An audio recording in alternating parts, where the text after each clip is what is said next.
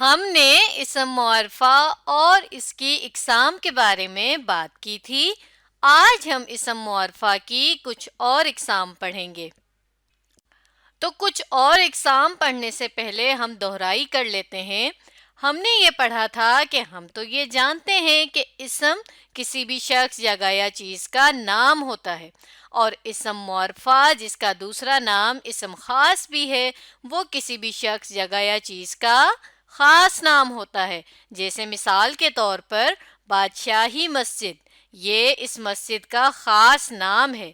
پھر کالے رنگ کی پینسل، اب اگر یہاں صرف پینسل لکھا ہوتا تو یہ تو اس کا عام نام ہوتا، لیکن اس کی ایک خاصیت ہمیں پتہ چل گئی کہ یہ کالے رنگ کی ہے۔ جب ہمیں کسی چیز کی پہچان ہو رہی ہو، شناخت ہو رہی ہو، خاصیت کوئی پتہ چل رہی ہو، تو ہم کہتے ہیں کہ یہ اس شخص جگہ یا چیز کا اسم معرفہ یا اسم خاص ہے۔ جیسے یہاں بچی کی تصویر ہے کرن، اب یہاں پر اگر لکھا ہوتا بچی یا لڑکی تو وہ اس کا عام اسم ہوتا، لیکن یہاں پر کرن کی وجہ سے اس کا یہ خاص اسم ہمیں پتہ چل گیا۔ اس کے بعد ہم نے یہ پڑھا تھا کہ اسم معرفہ کی تو ہمارے پاس کچھ اقسام بھی ہیں، جس میں سے پہلی قسم یعنی اسم علم، اس کو ہم نے پڑھ لیا تھا، اور اس کی سب ٹائپس بھی ہم نے پڑھی تھی، یعنی اسم علم کی اپنی بھی ہمارے پاس اقسام تھیں جو 5 تھیں، جو یہ ساری تھیں۔ تو اب ہم اسم اشارہ کی طرف جائیں گے اور پڑھیں گے کہ اسم اشارہ اسم معرفہ کی کیسی قسم ہے۔ جیسا کہ نام سے ہی ظاہر ہو رہا ہے، اشارہ وہ الفاظ جو اسم کی طرف اشارہ کرنے کے لیے استعمال کیے جائیں انہیں ہم اسم اشارہ کہتے ہیں۔ جیسے مثال کے طور پر وہ روز ورزش کرتے ہیں، اس جملے میں وہ کے ذریعے کسی کی طرف اشارہ کیا جا رہا ہے، ہو سکتا ہے ہاتھ سے بھی اشارہ کیا جا رہا ہو۔ تو یہ جو وہ ہے یہاں پر کسی کا کوئی اسم نہیں ہے بلکہ اسم اشارہ ہے، نام نہیں لکھا ہوا۔ جیسے اگر یہاں لکھا ہوتا علی روز ورزش کرتے ہیں یا چچا روز ورزش کرتے ہیں تو ہمیں پتہ چل جاتا، لیکن یہاں پر اشارہ کیا گیا، وہ کا استعمال کیا گیا، کوئی دوسرے شخص کی طرف اشارہ کر رہا ہے۔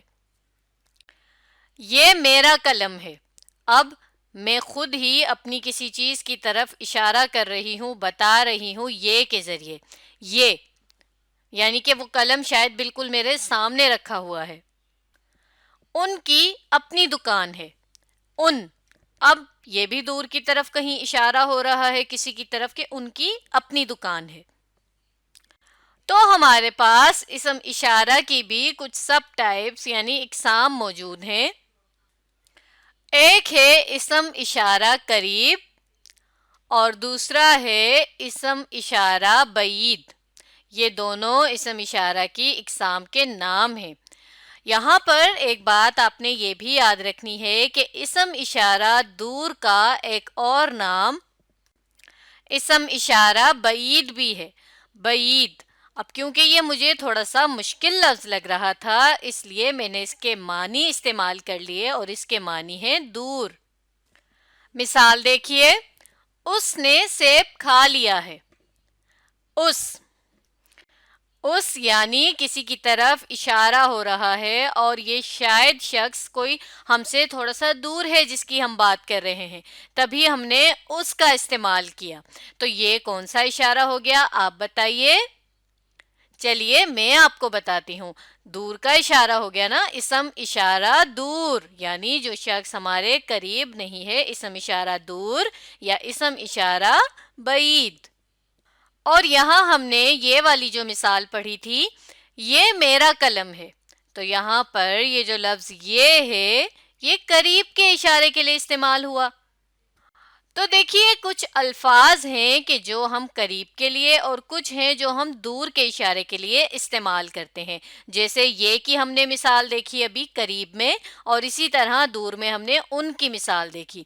اسی طرح انہوں نے کام کر لیا ہے، پھر وہ روز ورزش کرتے ہیں، یہ بھی ہم نے مثال میں دیکھا تھا، تو یہ بھی دور کی مثال تھی۔ پھر اس کا کیا نام ہے؟ تو یہ بھی قریب کسی کھڑے شخص کے بارے میں پوچھا جا رہا ہے. ان کی دکان کہاں ہے؟ تو یہ بھی. اب اس میں جو آپ نے ایک بات یاد رکھنی ہے وہ یہ کہ جو قریب کا اشارہ ہوتا ہے ان الفاظوں کے نیچے زیر آتا ہے، زیر کی علامت لگتی ہے، جبکہ دور کے اشاروں میں پیش کی علامت لگتی ہے. بالکل صحیح. اسم موصول ایسے نامکمل الفاظ جن کے ساتھ جب تک جملہ نہ لکھا جائے تب تک معنی سمجھ نہیں آتے. جیسے جملہ ہے جس نے اچھا لکھا اسے انعام ملے گا. اب اس جملے میں اگر میں اس تمام جملے کو کاٹ دوں اور صرف جس نے کا لفظ چھوڑ دوں، 2 لفظ ہیں یہ، معاف کیجیے گا، تو آپ مجھے بتائیے کہ کیا جس نے کے ہمیں معنی پتہ چل رہے ہیں؟ نہیں پتہ چل رہے. جبکہ اگر ہم اسے اس جملے کے ساتھ استعمال کر رہے ہیں تو ہمیں اس جس نے کے معنی سمجھ آ رہے ہیں، پتہ چل رہے ہیں. تو یہ جو جس نے ہے یہاں پر، یہ ہے ہمارے پاس اسم موصول. کیونکہ اس کے ہمیں الگ سے جب یہ لکھا ہوا ہے تب تو اس کے ہمیں معنی نہیں پتہ چل رہے، لیکن جب ہم نے اس کے ساتھ جملہ ملا دیا، کوئی بات آگے کر دی، مزید وضاحت دے دی، تو ہمیں اس کے معنی سمجھ آ گئے. ایک اور مثال دیکھیے، جو جا رہا ہے اسے بلا لو. اس جملے میں آپ بتائیے کہ کون سا اسم موصول ہو سکتا ہے؟ جی چلیے میں آپ کو بتاتی ہوں. اس میں یہاں پر یہ جو لکھا ہوا ہے یہ اسم موصول ہے، کیونکہ اگر اس کے ساتھ یہ جملہ نہ ہوتا جا رہا ہے اسے بلا لو تو ہمیں اس کے معنی تو سمجھ نہیں آ رہے. کیا آپ کو جو کے معنی معلوم ہے؟ نہیں، کیونکہ جو کہ اپنے کوئی معنی ہے ہی نہیں کہ جب تک اس کے ساتھ ہم کچھ اور نہ لکھیں، کوئی بات نہ کریں، ہمیں معنی تو سمجھ ہی نہیں آ رہے. تو یہ ہے ہمارے پاس اسم موصول. تو اسم موصول کے ہمارے پاس بہت سے اور الفاظ مل جاتے ہیں، جیسا کہ جنہوں نے، جس نے، جو، کوئی وغیرہ. اور یہ سب ہی اسم موصول ہیں جن کے ساتھ جملہ نہ لکھیں تو معنی ہمیں سمجھ نہیں آئیں گے. یہ دیکھیے یہاں پر میں نے کچھ اسم موصول لکھ دیے ہیں، یہ سب ہی نامکمل الفاظ ہیں جن کو جملے کی مدد کی ضرورت ہوتی ہے. اگلی قسم ہے ہمارے پاس اسم ضمیر. ضمیر کے ویسے تو ہمیں 2 معنی ملتے ہیں، ایک جو ابھی ہم پڑھیں گے گرامر کے حصے میں، یعنی نام کی جگہ استعمال کرتے ہیں اسے ہم، لیکن ایک معنی اس کے یہ بھی ہیں. تو دیکھیے ضمیر کے ایک معنی تو ہمیں یہ بھی ملتے ہیں کہ جو ہم خود سے، ہمیں اپنی صحیح یا غلط کا اندر سے پتہ چل رہا ہوتا ہے. جیسے ہم کہتے ہیں نا اکثر محاورتاً کہ میرے ضمیر کو یہ چیز اچھی نہیں لگ رہی، یعنی ہمیں اندر سے کوئی بات اچھی نہ لگ رہی ہو، ہم برا محسوس کر رہے ہوں. ایک تو ضمیر کے معنی وہ بھی ہوتے ہیں، لیکن یہاں ہم پڑھیں گے اسم ضمیر کے بارے میں. تو وہ تمام الفاظ جو ہم اسم کی جگہ استعمال کرتے ہیں انہیں ہم اسم ضمیر کہتے ہیں.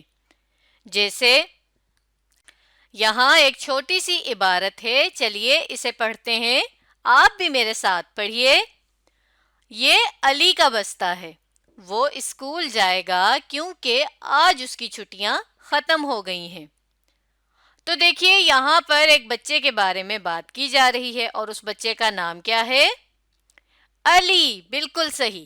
اور آگے بھی اسی کے بارے میں بات ہو رہی ہے، لیکن ہم اس کا نام تو نہیں لکھ رہے، ہم اس کا اسم تو نہیں لکھ رہے، بلکہ اس کے اسم کی جگہ ہم نے لفظ لکھا وہ، اور آگے بھی ہم نے اس کی ہی بات کی اور آگے لکھا اس.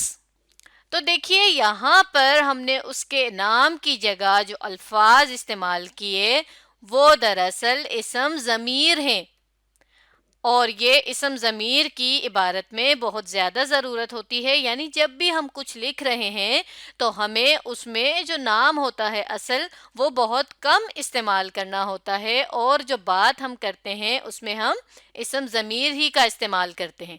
جیسے مثال کے طور پر اگر اس تحریر میں یوں لکھا ہوتا یہ علی کا بستہ ہے، علی اسکول جائے گا کیونکہ آج علی کی چھٹیاں ختم ہو گئی ہیں۔ تو یہ بات بالکل بھی ٹھیک نہیں ہے کیونکہ الفاظ میں اس طرح تکرار بھی آ رہی ہے اور ہماری تحریر بھی رواں نہیں ہو رہی، مسلسل ہم پڑھ نہیں پا رہے، آسان نہیں ہے۔ تو اسم ضمیر کوئی بھی تحریر لکھنے کے لیے بہت ضروری ہے۔ اب بات کر لیتے ہیں اسم ضمیر کی حالتوں پر، یعنی اسم ضمیر کی ہمارے پاس کچھ کنڈیشنز ہیں، کچھ کیفیت، کچھ حالتیں ہیں جن کو سامنے رکھتے ہوئے ہم مختلف اسم ضمیر استعمال کرتے ہیں۔ جیسے ان حالتوں کے نام یہ ہیں: اسم ضمیر حاضر، اسم ضمیر غائب اور اسم ضمیر متکلم۔ اب دیکھیے اسم ضمیر حاضر یعنی جو شخص ہمارے سامنے حاضر ہے، موجود ہے، اس کے لیے جو ہم ضمیر کی جمع ضمائر ہے، ضمائر استعمال کرتے ہیں وہ کچھ یہ ہیں: تو، تم اور آپ وغیرہ۔ جیسے جملے میں اگر استعمال کریں آپ کہاں جا رہے ہیں، تو اس میں کوئی ایسا شخص جو ہمارے سامنے موجود ہے، ہم نے اس کے نام کی جگہ استعمال کیا آپ۔